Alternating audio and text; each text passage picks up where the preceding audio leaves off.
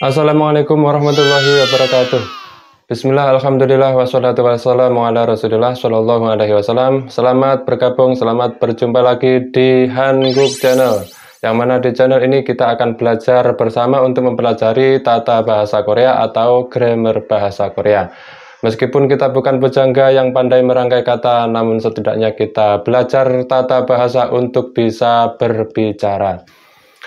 Nah, di kesempatan kali ini atau di video kali ini, apa yang akan kita bahas? Untuk materi pembahasan kesempatan kali ini, yaitu kita akan membahas tentang gessoyo, ya, tentang gessoyo. Nanti tentang gessoyo ini ada beberapa fungsi, ya, beberapa fungsi yang akan kita bahas secara terperinci. Nah, bagaimana pembahasan tentang gessoyo tersebut? Langsung saja kita bahas berikut ini. Nah, jadi pembahasan kita untuk kali ini yaitu tentang gessoyo ya, seperti ini. Gessoyo ini nanti ada beberapa fungsi yang akan kita perinci pembahasannya mulai awal hingga akhir ya. Nah, untuk fungsi yang pertama, fungsi dari gessoyo yang pertama yaitu untuk mengungkapkan maksud atau kehendak pembicara ya. Ini tentunya subjek dari fungsi yang pertama ini nanti yaitu orang pertama atau saya yang berbicara. Sebelum kita membahas lebih lanjut untuk fungsinya atau penggunaan dari fungsi yang awal ini, kita tuliskan dulu rumusnya ya. Rumus untuk gessoyo ini untuk kata kerja atau kata sifat. Jadi rumusnya dengan menggunakan kata kerja atau kata sifat plus gessoyo, langsung ditambahkan gessoyo tersebut. Ini untuk kata yang berakhiran vokal ataupun yang konsonan, sama saja nanti kata kerja plus gessoyo atau kata sifat plus gessoyo, langsung seperti itu ya. Ini ada tabel pengaplikasian gessoyo dalam kata-kata ya, ketika digabungkan dengan kata seperti ini. Misalnya di sini ada beberapa kata dasar yang berakhiran vokal, di sini kata dasar yang berakhiran konsonan. Langsung saja. Untuk kata yang pertama yaitu kata oda, ini untuk yang vokal ya. Gabung dengan menggunakan gessoyo menjadi o gessoyo. Kata manada menjadi manna gessoyo. Jonnahada menjadi jonnaha gessoyo. Ini ya. Lalu untuk kata yang berakhiran konsonan ini rumusnya ini sama saja seperti halnya kata yang berakhiran vokal ya, sama. Langsung ditambahkan gessoyo. Ini misalnya kata ikda menjadi ilgessoyo, seperti itu. Mandelda menjadi mandel gessoyo. Kemudian kata deda menjadi dedgessoyo, seperti itu. Jadi mudah saja untuk gessoyo, ini baik kata yang berakhiran vokal ataupun konsonan ini langsung saja ditambahkan ya, tidak ada perbedaan. Nah, berikutnya setelah kita membahas atau mengetahui bagaimana rumusnya penggunaan gessoyo dan pengaplikasian ketika digabungkan dengan kata-kata, nah, tadi sudah kita tuliskan, dan selanjutnya kita akan membahas fungsi-fungsi dari gessoyo tersebut. Seperti yang saya katakan bahwasanya gessoyo ini mempunyai beberapa fungsi ya, nanti kita pembahasannya akan kita perinci satu persatu fungsi-fungsinya. Nah, langsung saja bagaimana fungsi dari gessoyo tersebut, langsung saja kita bahas satu persatu berikut ini.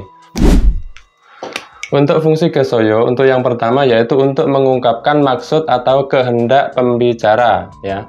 Jika untuk fungsi yang awal ini, jika mengungkapkan niat atau maksud pembicara, maka subjek tidak boleh orang ketiga. Ini fungsi yang pertama ya, ketika dengan menggunakan fungsi yang ini, mengungkapkan maksud atau kehendak atau niat ya pembicara, ini maka subjeknya ini tidak boleh orang ketiga. Langsung saja kita contohkan bagaimana maksud dari fungsi yang pertama ini. Contoh kalimatnya, Kaili-sinen neilbuto daito를 하겠어요. Ini ya. Kaili-sinen neilbuto daito를 하겠어요. Kylie akan melakukan diet mulai besok. Ya, ini dalam kalimat ini menggunakan gessoyo, kemudian subjeknya ini adalah orang ketiga. Jadi ketika menggunakannya seperti ini, subjek orang ketiga dan menggunakan gessoyo untuk mengekspresikan atau mengatakan niat atau maksud dari seseorang, ini tidak diperbolehkan menggunakan gessoyo ya. Seperti contoh ini, Kylie sinun neilbuto daito를 하겠어요. Kylie akan melakukan diet mulai besok. Ini tidak boleh, ini salah. Jadi bagaimana cara menceritakan atau mengatakan, mengungkapkan kehendak dari orang lain atau orang ketiga ya. Jadi kita tidak menggunakan gesoyo untuk mengungkapkan kehendak atau niat orang lain atau menceritakan kemauan orang lain ya. Jadi untuk gesoyo kita ganti dengan menggunakan koyeyo seperti ini. Jadi untuk kalimat ini kita ganti menjadi seperti ini ya. Kailisinun nail buto daitoro hal koyeyo seperti ini. Menggunakan koyeyo, gesoyonya kita ganti menggunakan koyeyo. Ini untuk mengungkapkan niat atau kehendak dari seseorang atau orang ketiga yang kita bicarakan. Jadi menjadi seperti ini ya. Menjadi kita ganti gesoyonya menjadi koyeyo. Kailisinun nail buto daitoro hal koyeyo. Artinya sama. Kylie akan melakukan diet mulai besok. Jadi yang benar ini menggunakan koyeyo untuk menceritakan kehendak orang ketiga atau orang yang kita bicarakan. Dan untuk fungsi yang pertama ini, maka fungsinya yaitu dengan menggunakan subjek orang pertama. Yang contoh subjek yang pertama yaitu jonen, tentunya orang yang berbicara ya. Jadi untuk kasus seperti ini yang menggunakan gesoyo ini menggunakan subjek orang pertama atau saya yang berbicara. Contohnya langsung saja, jonen neilbuto daitoro hagesoyo. Ini ya, menggunakan gesoyo dengan subjek orang pertama atau pembicara. Jonen neilbuto daitoro hagesoyo. Saya akan melakukan diet mulai besok. Jadi yang benar seperti ini untuk orang pertama. Kalau orang yang ketiga menggunakan koyeyo untuk mengungkapkan kehendak seseorang, tidak boleh menggunakan gesoyo. Kemudian untuk fungsi gesoyo yang kedua yaitu menyampaikan informasi bahwa sesuatu akan terjadi. Ini ya, menyampaikan informasi bahwa sesuatu akan terjadi. Misalnya contohnya seperti ini, Gecayok aneh bangsung. Ini pengumuman dari stasiun kereta api ya, ada pengumuman biasanya. Misalnya pengumumannya seperti ini. Gecaka 곧 도착하겠습니다. Kereta api akan segera tiba. Ini menggunakan gessemnida ya. Ini bentuk yang formal ya. Gesoyo bisa, tapi untuk pengumuman informasi biasanya menggunakan yang formal, menggunakan semnida. Gecaka 곧 도착하겠습니다. Kereta api akan segera tiba. Ini ya, 도착하다 artinya tiba, menggunakan gessemnida artinya akan segera tiba. Ini suatu informasi terjadi. Jadi akan terjadi tiba, maksudnya kereta api akan segera tiba. Lalu contoh yang kedua, 일기예보에서, ini misalnya perakiraan cuaca ya. Ini informasi dari perakiraan cuaca. 내일은 비가 오겠습니다. Besok ada kemungkinan akan hujan atau besok akan hujan. Ini dari informasi perakiraan cuaca. Kita ulangi. 내일은 비가 오겠습니다.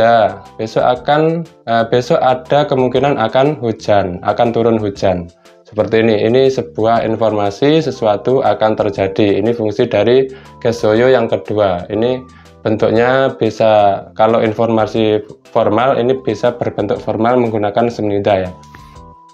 Dan sebelum kita membahas untuk fungsi yang ketiga, di sini akan saya berikan tambahan penggunaan gesoyo ini dalam kalimat atau penggunaan yang idiomatik ya. Idiomatik ini digunakan dalam waktu-waktu tertentu atau tempat tertentu dalam kondisi tertentu. Ini namanya idiomatik.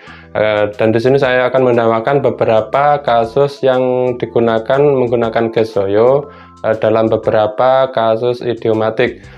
Bagaimana bentuk kalimatnya? Langsung saja kita lihat berikut ini. Jadi untuk gesoyo ini ada beberapa ucapan atau beberapa kalimat yang digunakan secara idiomatik ya, digunakan dalam beberapa kasus berikut ini. Ini keluar dari fungsi-fungsi yang umum. Jadi gesoyo ini digunakan secara idiomatik saja dari maksudnya dalam hal-hal tertentu atau keadaan tertentu. Misalnya contoh seperti ini. 좀 뵙겠습니다. Ini ada 뵙겠습니다. Artinya bukan akan lagi. 좀 뵙겠습니다. Ini sering diucapkan ketika bertemu pertama kali ya. Kita artikan dengan menggunakan arti seperti ini bisa. Senang bertemu Anda. Ini pertama bertemu Anda. Ini hanya ungkapan yang diucapkan ketika pertama kali bertemu ya. Ini biasa digunakan seperti itu. Orang Korea ketika pertama kali bertemu ini biasanya menggunakan Cembeb gesemnida, senang bertemu Anda. Kita artikan seperti itu saja.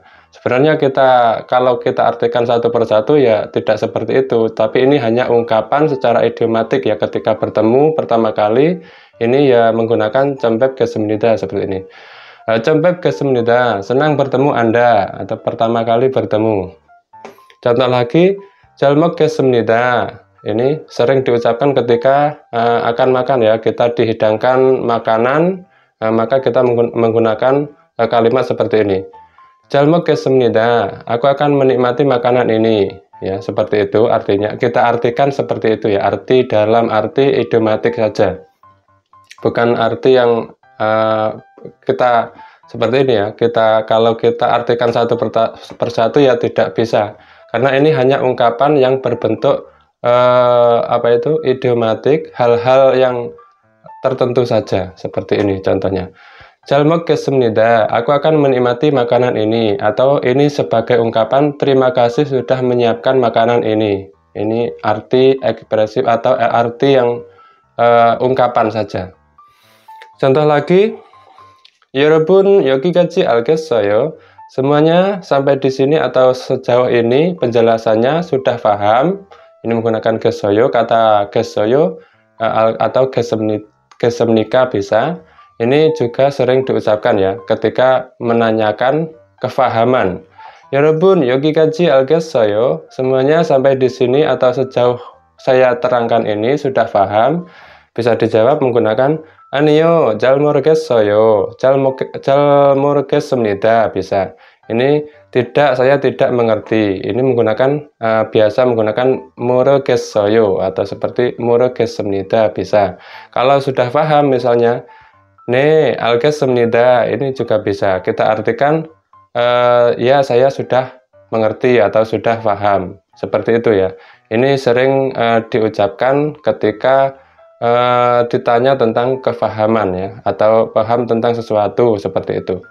Nah, jadi kata-kata seperti ini sering diucapkan tapi dalam idiomatik atau hal-hal tertentu atau keadaan tertentu saja, seperti misalnya sudah saya jelaskan ini.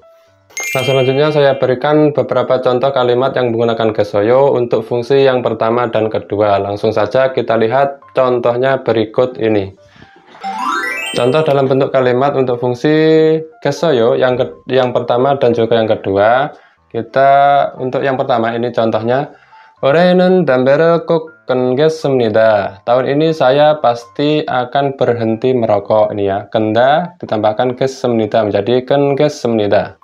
Contoh yang kedua, 제가 출장을 가겠습니다. Saya akan pergi dinas luar. Kata tambahkan 겠습니다 menjadi 가겠습니다. Ya. 제가 출장을 가겠습니다. Saya akan pergi dinas luar. Contoh yang ketiga, 잠시 후에 인천공항에 도착하겠습니다. Sebentar lagi akan tiba di Bandara Incheon. Seperti ini ya.